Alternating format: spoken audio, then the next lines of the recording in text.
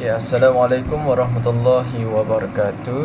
Okay, hari ini kami akan membentangkan tentang tugasan Kes Rasuah Bad Daya kami daripada Grup 4, iaitu daripada pensyarah Sir Shah Muhammad Akmal bin Abdul Halim. So saya akan terangkan nama ahli-ahli kumpulan kami, iaitu saya sendiri, Amir Nasim bin Muhammad Nafi. Okay, rakan saya Muhammad Ikram Hakimi bin Khairusli, Muhammad Syahir Baihaqi bin Ismail, dan akhir sekali Muhammad Zohir Maskudi bin Hashim. Kita akan masuk kepada latar belakang Robert Bad Daya dari segi pendidikan. Okay, beliau ni dilahirkan pada 21 November pada tahun 1939 di ST Charlie, iaitu Missouri, Amerika Syarikat. Okay, beliau mendapat pendidikan di College Allegheny, Mid Valley, Pennsylvania dalam bidang sains politik dan perakaunan pada tahun 1961. Kemudian beliau menyambung ke peringkat sarjana muda dalam pendidikan dan bergraduasi pada tahun 1963.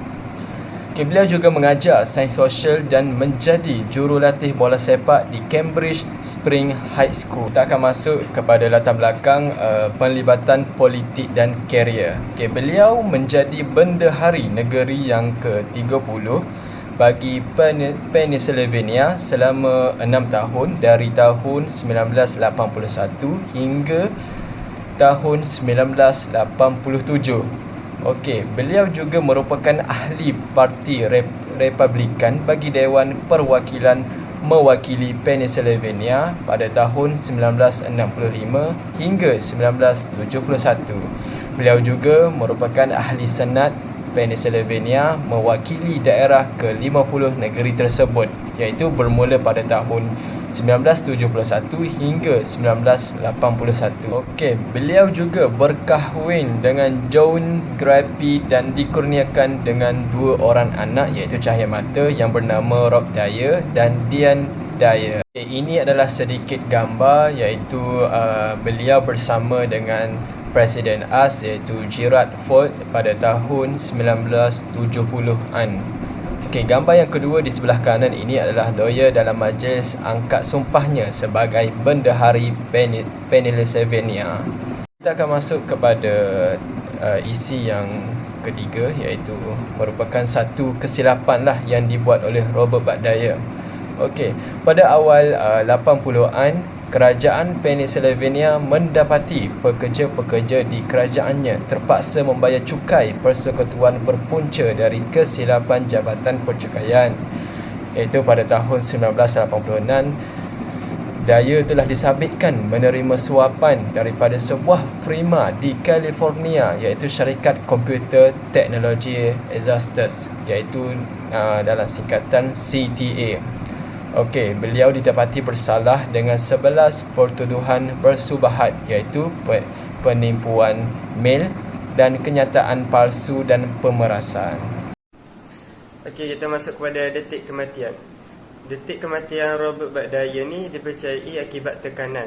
Beliau telah melakukan tindakan mengejutkan seluruh Amerika Syarikat pada waktu itu. Beliau telah menembak dirinya sendiri melalui mulut. Semasa sidang media, beliau menggunakan sepucuk pistol model A357 Magnum semasa ianya sedang berlangsung. Beliau seketika mati di tempat kejadian. Sebelum kejadian, beliau telah membacakan skrip ucapan beliau sebanyak 20 helai. Pada helai yang terakhir, beliau telah menyerahkan 3 jenis sampul kepada 3 orang yang berbeza. Sampul surat yang terakhir berisi pistol dipercayai untuk membunuh dirinya sendiri, dan dipercayai kejadian ini telah dirancang oleh dirinya sendiri tanpa pengetahuan orang lain. Seterusnya, kita akan masuk kepada kesalahan-kesalahan rasuah yang dilakukan oleh Robert. Pada mulanya, pihak berkuasa di Pennsylvania mendapati bahawa terdapat kesalahan pada sistem percukaian di negara mereka. Oleh itu, kerajaan perlu menyiasat dan menyelesaikan masalah ini dengan memerlukan syarikat audit luaran untuk dilantik bagi menjelaskan segala butiran dan bayaran balik kepada pekerja-pekerjanya. Tugas pemberian kontrak ini telah diberikan kepada Robert Bad. Akhirnya, kontrak tanpa bidang telah dianugerahkan kepada Computer Technology Associates, CTA, iaitu syarikat berpangkalkan di California. Walau bagaimanapun, Robert Budd telah dituduh menggunakan pengaruhnya dan menerima rasuah berjumlah $300,000 melalui pemberian kontrak tersebut kepada CTA. Pada 18 Disember 1986, Robert Budd didapati bersalah ke atas 11 pertuduhan, iaitu konspirasi, penipuan mel, perjudian dan pengangkutan antara negeri, yang dapat mengukuhkan lagi untuk membantu dalam penangkapannya. Akhirnya, Robert Budd menghadapi hukumannya sehingga 55 tahun dan denda sebanyak $300,000. Penghukumannya dijadualkan pada 23 Januari 1987 yang dilakukan oleh Mahkamah Daerah. Saya akan mengendalikan belah bukti kes rasuah Robert Budd ni adalah yang pertama, yang sebelah atas ni, namun kenyataan Robert Budd menyatakan bahawa pemberian kontrak CTA atas dasar cadangannya, atas dasar cadangan tugas-tugas pembendaharaannya. Yang kedua, sebelah sini atas, komputer berkod dirampas dari pejabat CTA menunjukkan bahawa Robert Budd menerima bayaran $300,000 Amerika Syarikat untuk pemberian kontrak tersebut. Yang ketiga, bukti yang ketiga di sebelah bawah ni, sini, Robert Budd mengendalikan secara peribadi segala perkara berkaitan kontrak dalam 6 hari sebelum pemberian kontrak tersebut. Itu yang ketiga. Yang keempat, terakhir sekali di bawah ni. Robert Budd didakwa menganugerahkan kontrak tersebut tanpa melihat kredibiliti syarikat. Nama saya Muhammad Ikram Hakimi Bengkai Rusli, nombor matrik I23106762. Okey. Saya akan menceritakan tentang kesan kes Robert. Dalam kes Robert ni terdapat beberapa kesan yang berlaku, yang mana di antaranya ialah berlaku pelantikan ahli baru bagi menyandang jawatan perbandaraan negeri.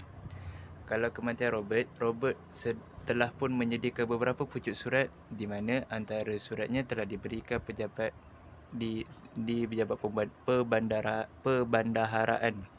Dalam surat tersebut, beliau mencadangkan untuk menyerahkan jawatan kepada isterinya, iaitu Joan. Namun, cadangan tersebut ditolak dan Dilys telah dilantik sebagai bendahari yang ke-31.